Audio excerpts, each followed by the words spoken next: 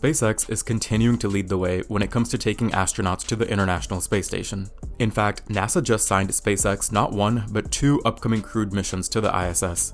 The first up is Crew 10, which will be during February 2025, and the next is Crew 11, which will be during the summer of 2025. This consistent progress from SpaceX shows just how much NASA trusts the company to get the job done, and it's well earned. SpaceX has successfully flown astronauts on multiple missions to the ISS since completing its human space flight test back in 2020.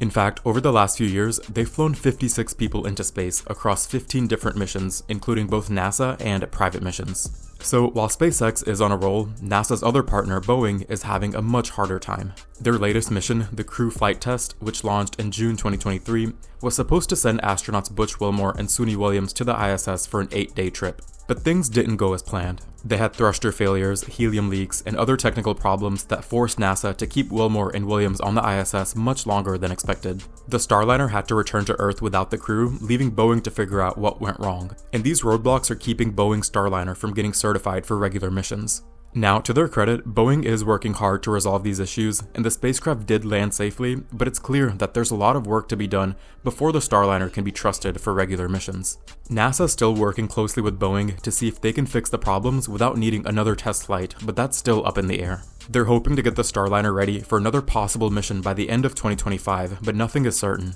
And here's the thing, Boeing's struggles aren't just technical, they're financial too. Since they were awarded a $4.6 billion contract by NASA to develop the Starliner, Boeing has faced more than $1.6 billion in losses. The company's first uncrewed test flight back in 2019 was a disaster, failing to even make it to the ISS, which led to years of delays and redesigns. SpaceX, on the other hand, has been far more efficient, flying its first crewed mission over 4 years ago, and now handling regular trips to the ISS. NASA's original plan was to have both Boeing and SpaceX share the load, with each company flying a mission per year to the ISS. But given the way things are playing out, it looks like SpaceX will be carrying the bulk of that responsibility. Still, if Boeing manages to get the Starliner certified, they could take on more missions towards the end of the ISS's lifespan, which NASA plans to retire by 2030. In summary, while SpaceX is riding high and continuing to rack up successful missions, Boeing is racing up against the clock to catch up. NASA still wants to see Boeing succeed, but with each delay, it's becoming clear that SpaceX is currently the dominant player in US space transportation.